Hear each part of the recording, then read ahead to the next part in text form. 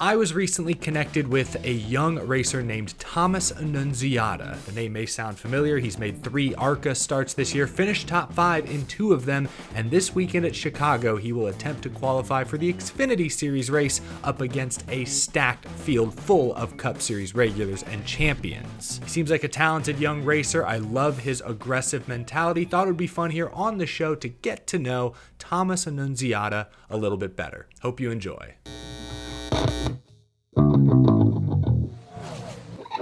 I'm now joined by Thomas Annunziata. Thomas, it's great to meet you. Great to have you on the show. 19 years old. You're starting to break into the big leagues of stock car racing. Watched you race in ARCA this year. A couple of top 5 finishes, which has been really, really cool to see. It's great to get to know you a little bit. I want to start with, where did you first start driving race cars? Where'd you get your start? Well, first I want to say thank you for having me on the show. Yeah, I mean, my dad was a drag racer when he was younger, and so my grandpa was a street racer with those old 1970 cars, right? They were all Nice. just car guys. But when I was born, my dad quit racing to have a family and support me. So I didn't really grow up at racing, but I always had that knack. I was buying 100 different Matchbox cars all the time. Light McQueen, I used to watch at 3 years old on loop every single day. I just loved cars. So Light McQueen was really a big start. And then eventually that kind of faded away. You get mixed up with school. And then at 10 years old, it was snowing. We were bored, and my dad decided to take us and my cousins to an indoor go-kart track. So we went, and the rest is history. I mean, to me, It felt like 200 miles an hour. But I was beating my cousins. I was beating everyone, and I loved it. And eventually they faded off and did other stuff, and I kept wanting to do it.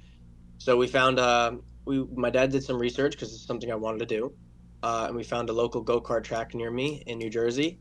I started racing the local series, and like I said before, the rest is history, and I was hooked, and one thing led to another, and now I'm here.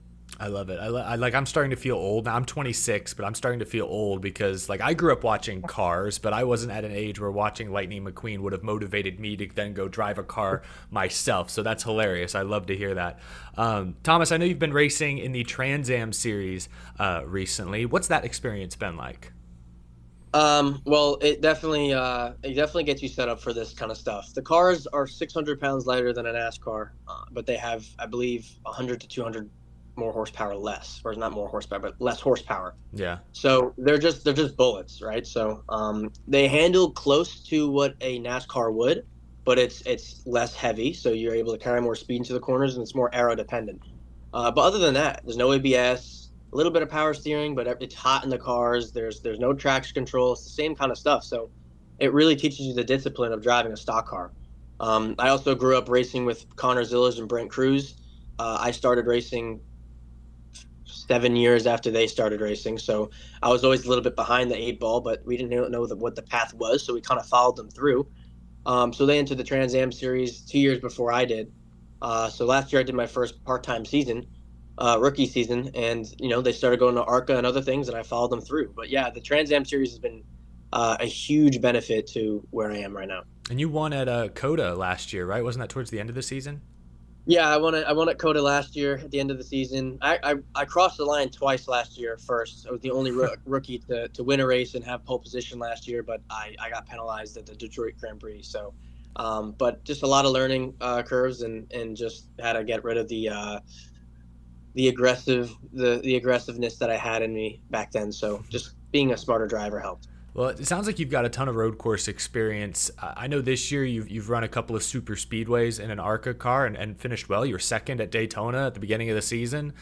What's that experience been like, trying to transition from road course into a little bit of circle track racing? It's interesting in many ways. I've done like 3 oval races, like late model races. So that kind of set me up a little bit. With that kind of stuff. I will say that Talladega and Daytona, I mean, if we're honest, it's been a show for the fans for the last 70 years. There's not necessarily skill to get around the racetrack. It's more just like a chess game, and sometimes you make it out, sometimes you don't.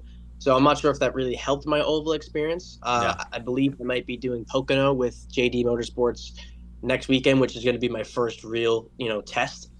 But it's crazy. I mean, first of all, there's no penalties, so anything is happens, right? You have Yeah. to push the cars at 190 miles an hour, which is a lot harder than I thought it was going to be. I mean, you even just getting close to the guy in front of you, it gets them sideways. So it's hard to time the runs and to know when to push and when to not. And I learned the hard way in a few instances. But I mean, having people wreck at 190 miles an hour in front of you is the most terrifying thing you could possibly think of, and it gets that fight or flight mentality out of you. Like it's pure instinct. You don't even really remember it, so I can't really explain it. Hmm. But you just adrenaline kicks in, and you just try to survive. So that's really what it is. And I didn't even realize I was second place as I crossed the line at Daytona till the very end, because the whole field kind of wrecked in front of me. So, Yeah. but it's pretty insane, man. And I will give you that. But I mean, I was thankful to come away with the second place finish. I talked about it in the interview. I wish I walked away with a win, trying to put that car back in victory lane. What was it, 34, 35 years after the movie? But wasn't meant to be. But it was a good first race, and it definitely opened the eyes of many other people around the NASCAR paddock, which helped me get the ride I have today. That's awesome. Yeah, and I want to talk about another ARCA race, maybe another sort of heartbreaker, Mid-Ohio a couple weeks back. Top 5 finish, but I know you were leading late, contact from Connor Mozak. I still feel like that's another race where you turned heads. Like you said, a super speedway is a super speedway. There is a skill or an art to winning there, but there's an awful lot of luck involved. A road course race, there's a lot of it's in the driver's hands, and so being up in the mix there, I feel like got a lot of folks' attention. What were the emotions after that race? Um, I don't. I wasn't happy. I can tell you that. Hmm. This year's been hard, and throughout the Trans Am series and the ARCA series, I mean, we've been the fastest car and six to out of the 10 races that I've done this year, really. But just crazy circumstances. For example, the Trans Am series, we've had to start. I've started in the back of the field 5 times in a row. Like I don't think that's ever been heard of. But whether it's a penalty for touching the car when not supposed to, or something fails and something or whatever, we've been cheated out of a few wins this season. But more notably, the ARCA stuff, we're not in necessarily equipment that should be able to compete with Joe Gibbs Yeah. and Venturini and PRG. Like we built that car in the back of a random shop behind a house, right? Yeah. We pulled up in an F-150 with a little trailer in the back with against some of these $1 million teams, and same with the Xfinity stuff, right? So just trying to do what I can to get a name out there for myself with the opportunity I have, because I don't have the money to spend the type of money some of these other drivers are doing.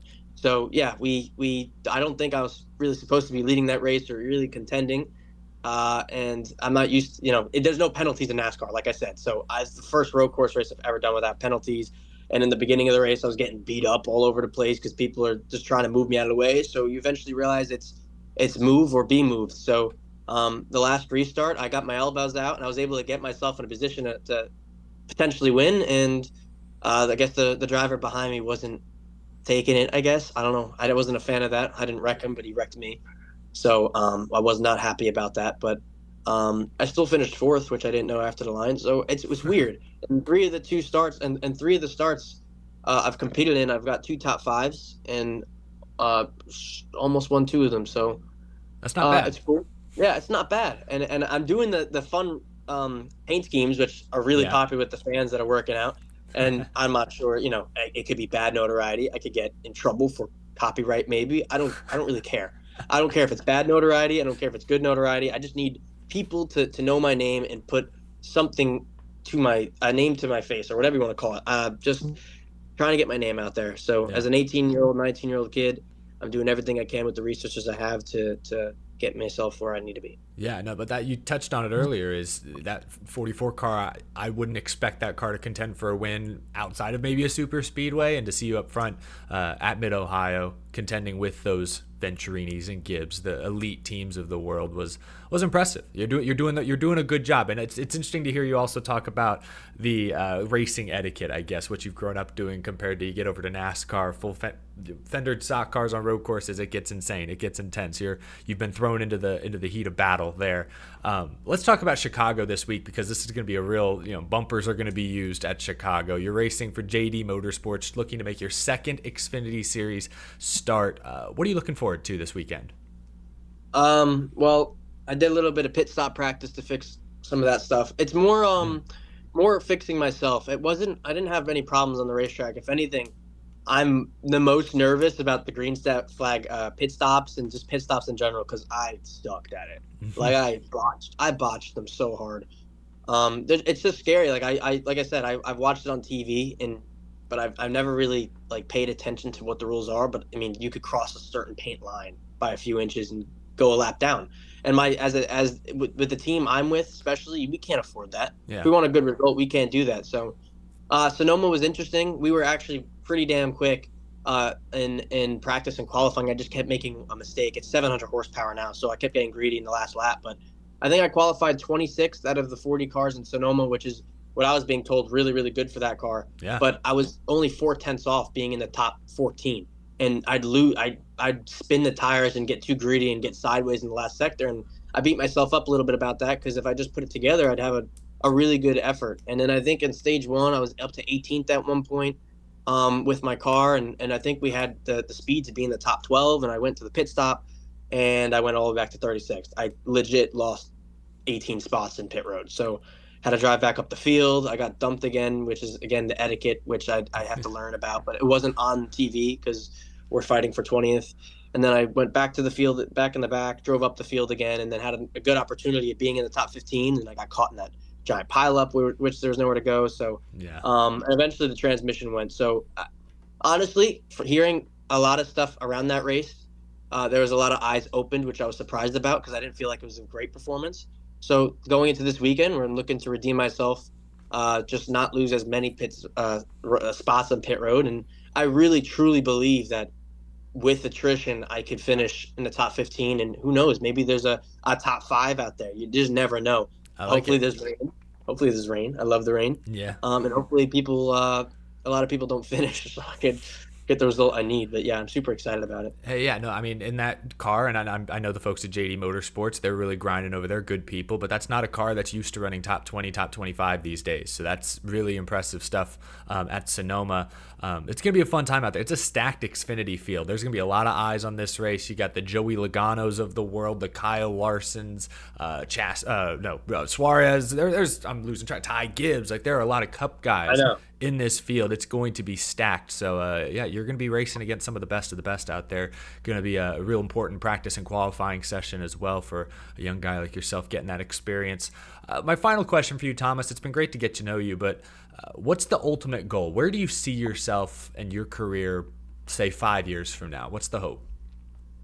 Well, obviously getting to Cup is one of the big things, and finally having a full-time ride at some point. Mm-hmm. I'd also love to do IMSA as well, wherever I could get in the car. But when I make it, because I fully believe I'm going to make it. That's how people make it to racing, and that's how people even achieve their goals. You have to have an unrealistic belief sometimes that you will make it. So I know I have the talent to do it. I just got to keep talking to people and finding the right people to bring along my journey. But definitely the Cup Series. And when I do make it, I don't want to just settle for just making it. When I make it, there's other goals, right? So I want to be a Cup champion. I want to win Cup races. I want to win championships, whether that's in Xfinity or wherever I am. I don't know where the plan is. But I want to be known as one of the greatest to ever do it. So I'm only 19. I've got a lot of time left, but there's also a lot of unknowns. So I got to make sure to get there first. And then I'll be working my butt off to try to make those dreams come true. Absolutely. I think that's the right mentality. It's been great to get to know you, Thomas. Good luck this weekend at Chicago, the rest of this season and beyond. I'm sure we'll be seeing a whole lot more of you here down the road. Thomas Annunziata, thanks for being on the show today, man. Thanks for having me, Eric.